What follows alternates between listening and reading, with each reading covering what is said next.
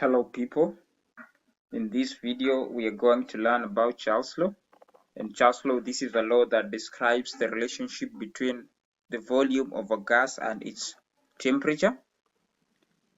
And by the end of this video, one should be able to 1. State the Charles' law, 2. Describe Charles' law graphically and mathematically, 3. Solve numerical problems on Charles' law. Let us start by stating Charles' law. What is Charles' law? Charles' law states that the volume of a given mass of a gas is directly proportional to its absolute temperature at a constant pressure. So that's how we state Charles' law. We can as well describe the law mathematically, whereby volume is directly proportional to what? To its absolute temperature. So if you want to remove the sign of proportionality and introduce an equal sign, we must introduce a constant. So it will be volume equals to K multiplied by temperature, whereby V stands for volume, K for constant, and T for the absolute temperature. So if you want to make K the subject, we'll divide this side by T and the other side by T. So V over T equals to constant.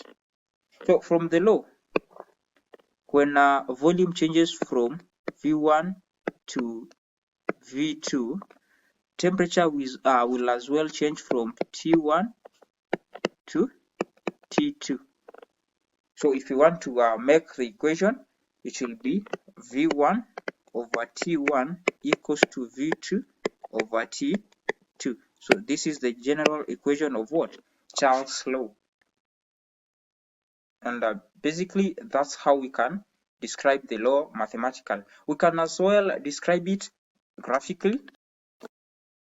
So a graphically representation of Charles' law is a graph of volume against temperature. So a graph of volume of a fixed mass of a gas against temperature is always a straight line. And this is how the graph looks like. We have the y-axis and we have the x-axis. So yeah, this is y-axis, and we have our x-axis. So as I had said earlier, a graph of Charles' law, it is a straight line. It's a straight line, and the line cuts the x-axis at negative 273 degrees Celsius. Remember, this is a graph of volume against temperature. Volume against temperature. Volume against temperature in degrees Celsius. So basically, that is how a graph of Charles' law should look like. Now let us try a numerical problem on Charles' law. So here is our practice question.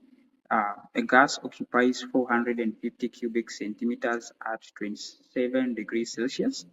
What volume will the gas occupy at 177 degrees Celsius if its pressure remains constant? So from the Charles' law, V1 over T1 equals to V2 over T2. Now, since we have the temperature in degrees Celsius, we must convert the temperature now to absolute temperature. And how do we convert degrees Celsius to absolute temperature, that is in Kelvin? There is a video that I posted on how to convert degrees Celsius into Kelvin. You can check that out. So our temperature is now 27 degrees Celsius. So in converting 27 degrees Celsius, we add 273. So if you take 27 degrees Celsius plus 273, what will that be? That will be 300 Kelvin. So that is temperature 1. This is T1. And temperature 2, we have 177 degrees Celsius. So if we take 177 degrees Celsius plus 273, what shall we have? So we'll have 450 Kelvin. This is now temperature 2. Now from there, we can work that out. So our V1 here is of 450 cubic centimeters over T1, which is 300 Kelvin, equals to our V2, which we don't have. We must find the volume, which is V2, over temperature 2, which is now 450 Kelvin. So for us to get the value of V2, we'll cross multiply, or maybe we make a V2 the subject by cross multiplying. So it will be 450 cubic centimeters multiplied by 450 Kelvin equals to V2 multiplied by 300 Kelvin. Right? Now from there, if you want to get V2, or if you want to make V2 the subject, we'll divide this side by 300 Kelvin and the other side by 300 Kelvin. So V2 will be 450 cubic centimeters multiplied by 450 Kelvin divided by 300 Kelvin. So Kelvin and Kelvin will cancel, the units will cancel. So V2 will now be 450 multiplied by 450 divided by 300. So if you key in that in your calculators, what you'll get is 675 cubic centimeters. So that is the new volume, or volume 2.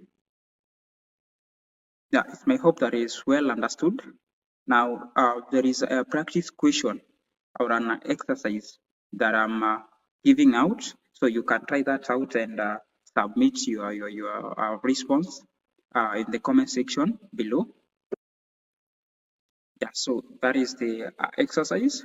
So you can try that out, and don't forget to put your answer in the comment section. It's my hope that you've enjoyed the class, and don't forget to like, to subscribe, and share the video. Until next time, bye bye.